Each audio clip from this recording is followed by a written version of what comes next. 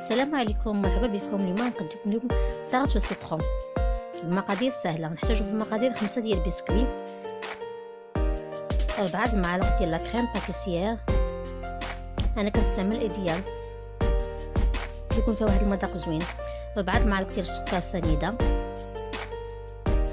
حامضه كبيره غنستعملو العصير والقشره ديالها، نص كاس ديال الزبده مذوبه باش نجمعو البسكوي. نبداو على بركه الله.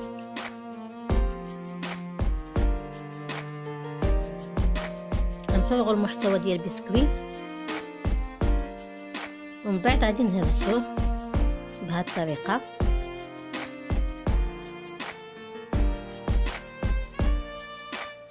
نهرسوه مزيان حتى نحصلوا على بسكوي مهرمش.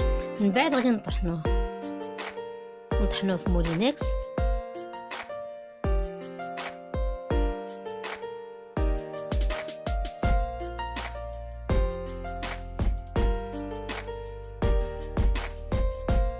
بعد ما طحناه حنا حصلنا على بسكوي مطحون ومغربل. دابا بقى لنا غير نجمعوه بالزبده.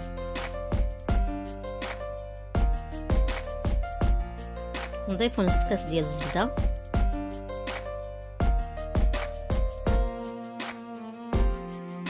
ونجمعوه حتى نحصلوا على يعني عجينه مرمله.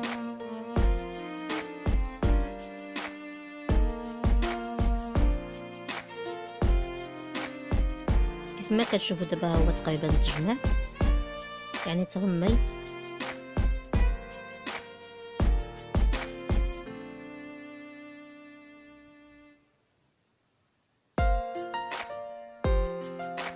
كما كتشوفوا دابا هو دابا ترمل ويمكن له يتجمع. نخليوه على جنب وناخذوا السيركل. انا كندير هذا السيركل اللي كيتحل. غنديروه في بواطه، ما حاولت نديروه في بواطه ما نديروش توصيل باش يمكن نسدها. نحطو الساكل في بواطه، نديرو البسكوي اللي هرسنا ونحاولوا نبسطوه.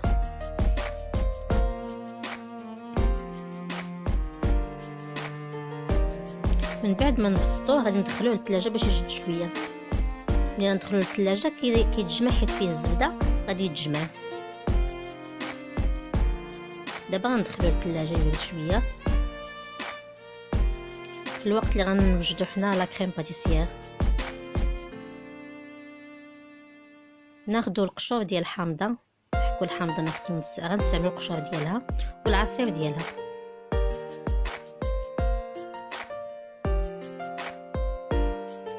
كما كتشوفوا ما كملتش، انا ما حكيتش الحامضه كلها، درت تقريبا نصف ديال الحامضه.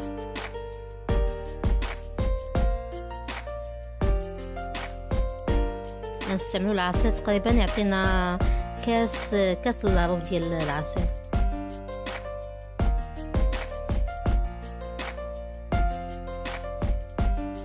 غنديرو الحامض، عصير الحامض، ونزيدو عليه الماء تقريبا نص لتر.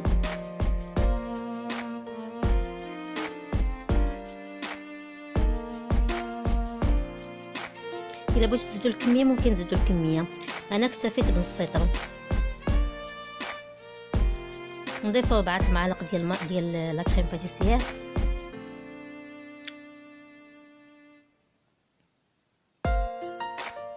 يكونوا المعالق عامرين مزيان، باش كندير 4 باش تعقد مزيان لا كريم باتيسيير. 4 معالق ديال السكر سنيده. ممكن لكم تزيدوا ديروا اكثر من 4 معالق، انا كنفضل ما تكونش حلوه بزاف.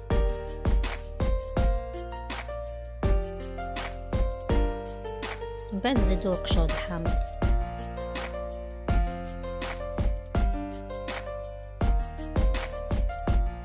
غنخلطوهم مزيان حتى يذوبوا باش ما تكونش عندنا الكويورات. من بعد غنديروها فوق البوطه وهي كطيب. كيخصنا ضروري نحركو مزيان، ما نوقفوش على التحريك، والبوطه تكون على عافيه مهيله. ومن الافضل نحركو بمعلقه العود اولا من غير فهاد العود.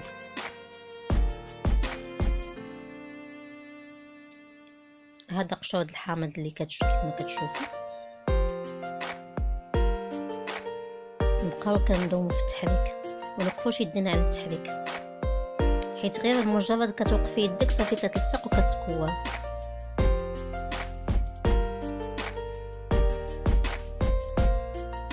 كيف ما كتشوفوا هي بدات كتعقد.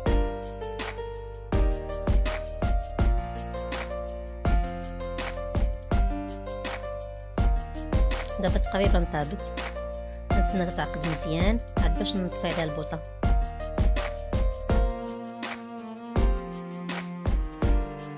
كيف ما كتشوفوا دابا تقريبا صافي طابت.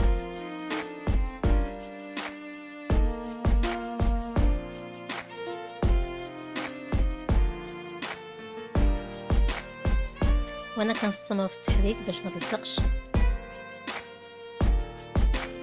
ملي كطيب صافي كنضيفها على البسكوي اللي عندنا.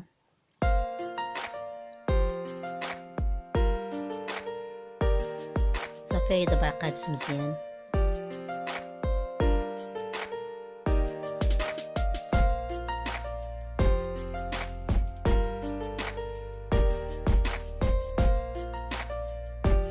كناخدو الصفاي كنصفيوها باش القشور ما ينزلوش هنا مع لا كريم. كنصباو هي سخونه باش ما تعقدش لينا في الكاسرون. كنصفيو مزيان، كنحيدو كلشي، كندوزو كلشي باش ما يبقاوش دوك القشور.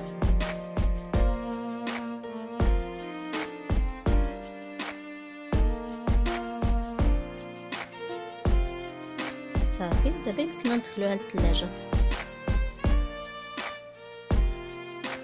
كيف ما كتشوفوا درنا لا كريم باسيير فوق البسكوي، من بعد غندخلوها للثلاجه. كيبقى لنا تزيين على حسب الرغبه ديالكم. ممكن تزينها بالسيترون. دابا هنا خرجناها من الثلاجه، كما كتشوفوا هي جمدات تقريبا، خليتها 3 سوايع في الثلاجه. انا كنستعمل هذا المول باش كيجيني ساهل دغيا كيتحل، ما كيتلصقش ليا في السيركل. كيف ما كتشوفوا كيفاش جات تبقى تقريبا سميكه شويه. هذا دابا تقريبا واجده. بقى لينا غنزوق انا بيبيت شوكولا.